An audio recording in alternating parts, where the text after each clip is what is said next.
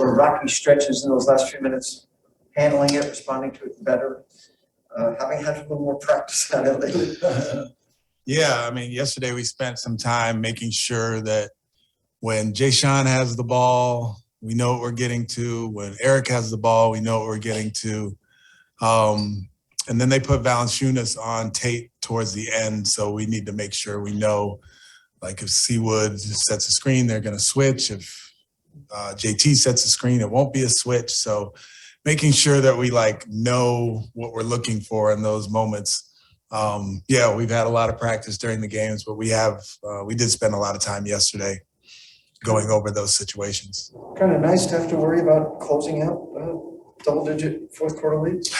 Yeah. There's a timeout. I think it was in the third quarter where it might have been in the fourth, but I told the guys, we've been here before. We've been in these situations where it's 12 or it's double figures and we lose the lead and becomes 4-2.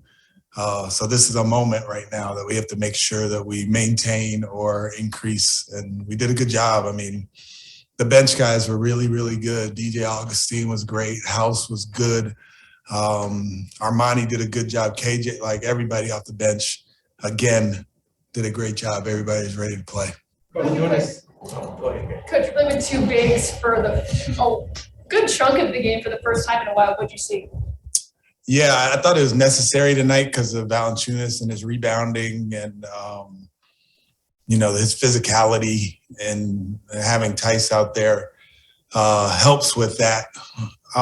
It was good. I mean, the minutes that they played, I think they were about even, or maybe we were up 4 or so. But, yeah, I mean, there's going to be times where it's necessary to play both bigs together, and whether it's Alpie and Seawood or DT and Seawood. The great thing, and I continue to say about DT, is he's always ready and gives whatever the team needs. And tonight he did it again. And I love coaching him because of that. And again, he is a model for the rest of the group as far as being a professional in a situation that's not perfect. So yeah, we'll see more of it because, the lineups and the matchups necessitate it. Coach, during this 6-game winning streak, you all are making 17 threes a game. What can you attribute that to? Having more shooting on the floor, being more confident shooting the ball, being more intentional about getting to drive and kick and making the extra pass. Yeah, those are the things. I mean, Garrison and Eric have been really good.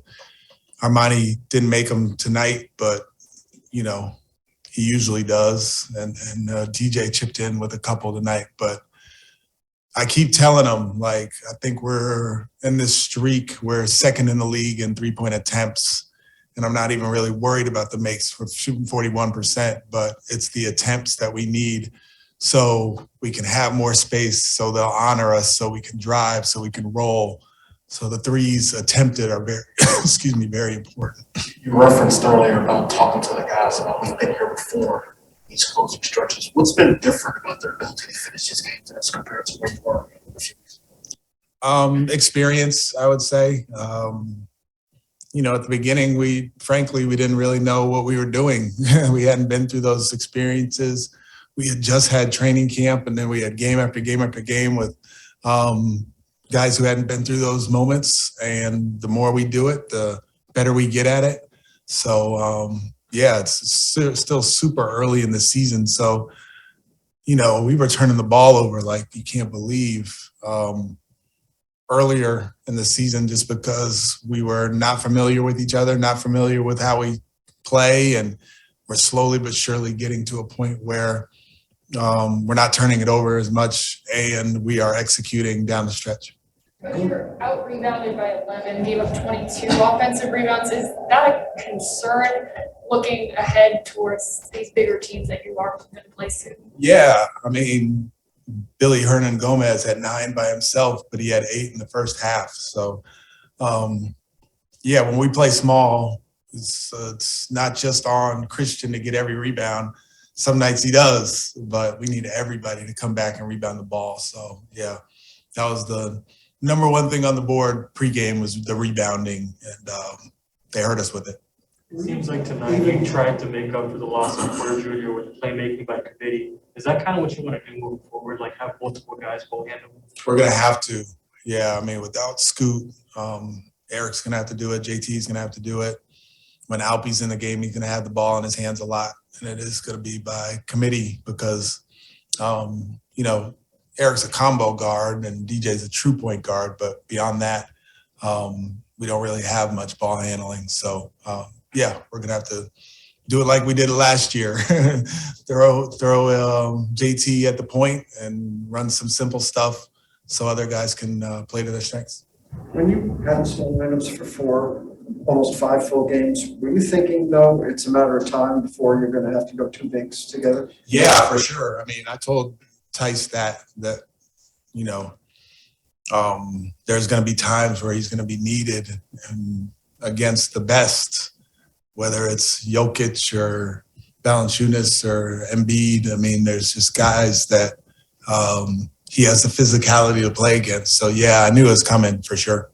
When you went back to Alpi with Christian for about 2-3 minutes in the fourth quarter, was it last time you said it was because Alpi was on such a good roll? Was it today just to even get a look or a little more rebounding? Alpi was playing well, and then to have that extra person who can make a play with Alpi on the floor, that was why I wanted to do it.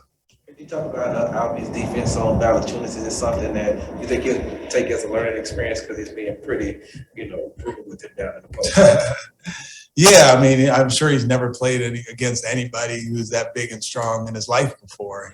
Maybe in international play or something. But yeah, he battled though. That's what I loved. It was hard and he was outmatched at times, but he never gave not 1 inch, and that's what I love about him. So, yeah, he'll learn from it, but it's harder to learn the toughness and I'm not going to give up as opposed to like the technique.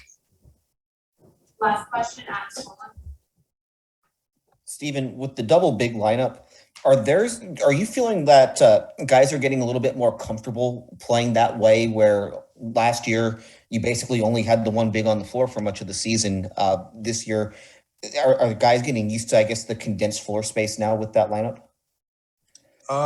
It's hard to say because we haven't done it much in the last little while. But, yeah, I mean, we were better than average offensively, and we had been way below average offensively with 2 bigs on the floor. So, yeah, we're making strides. We're growing and learning where the gaps are and who needs the space. At times, Theis was spaced in the corner and C. Wood was in the action. Other times, C. Wood was in the corner and Theis was in the action.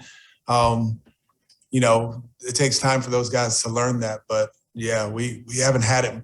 We haven't done it much lately, so it's kind of hard to say. Thank you, Coach.